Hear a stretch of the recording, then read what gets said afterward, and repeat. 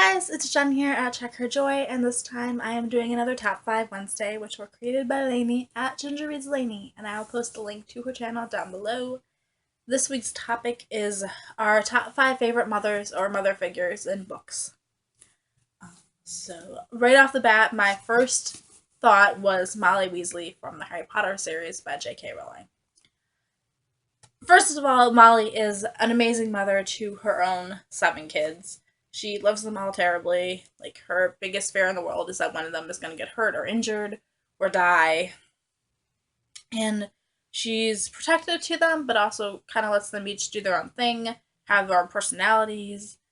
She loves them all regardless, which is awesome. I love Molly. And then she is also this great mother figure to Harry, and just kind of accepts him as one of her children. She doesn't care that he's the chosen one. Molly would probably prefer Harry not to be the chosen one and to constantly be in danger. But she does her best to kind of help him and make sure that he knows what it's like to have a family.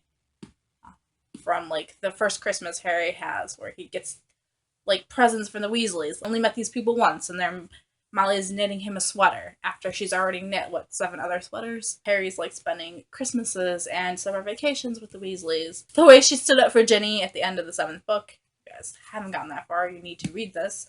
But just, Molly overall is just so wonderful. The next mom I have is Marmee from Little Women by Louisa May Alcott.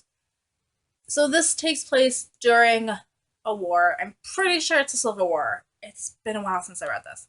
But the parents get taken away as their dad is fighting. Their mom goes off. I'm pretty sure she's a nurse or something, but she's also gone because of the war. And, like, the guiding influence that Marmee has on these girls, both when she is at home with them and also when she's not, and, like, writing letters back and forth to them. And she tries so hard to, like, still be part of their lives.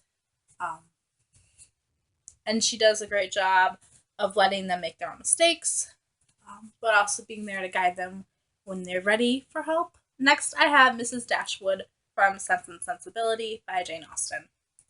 In this book, we have a family that's used to comfort, kind of the upper class, not terribly rich, but, like, well enough off.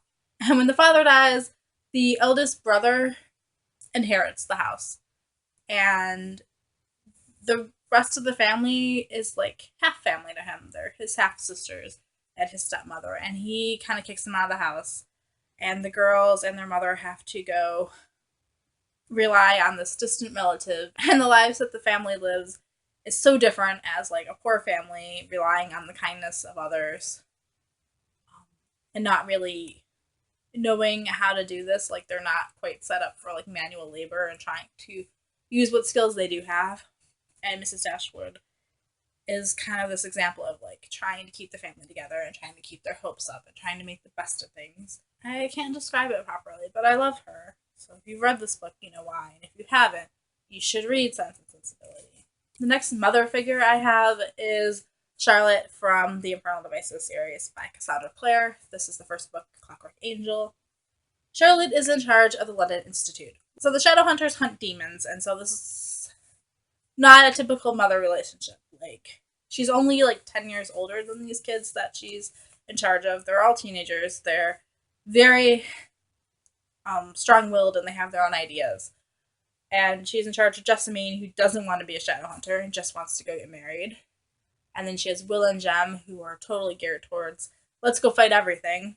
And then she's got Tessa, who isn't even a Shadowhunter, who just kind of happened along, sort of. Like, they saved Tessa from being kidnapped, and now she's part of this. And how she lets them learn for themselves. Like, she lets them come up with their own plans and their own ideas and how to solve things, and helps when she can. And she fights for them when, like, other adults are like, no, these are just kids.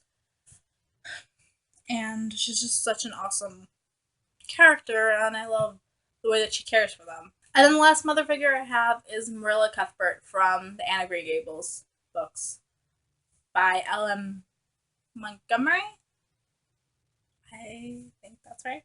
So the book starts off with Marilla and Matthew, who are siblings, and they're getting older, and they have this farm to take care of, so they hear about people adopting kids. And they're like, well, we could adopt a boy. You could help us with the farm. So when they meet Anne, she's not quite what they were expecting. She's not a boy, first of all.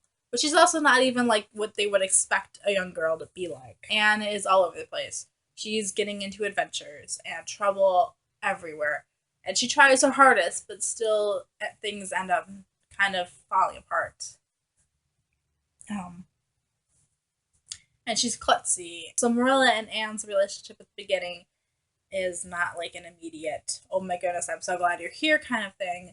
But they do grow on each other as they both learn what it's like to be part of this family. As Marilla develops more maternal instincts and comes to actually care for Anne.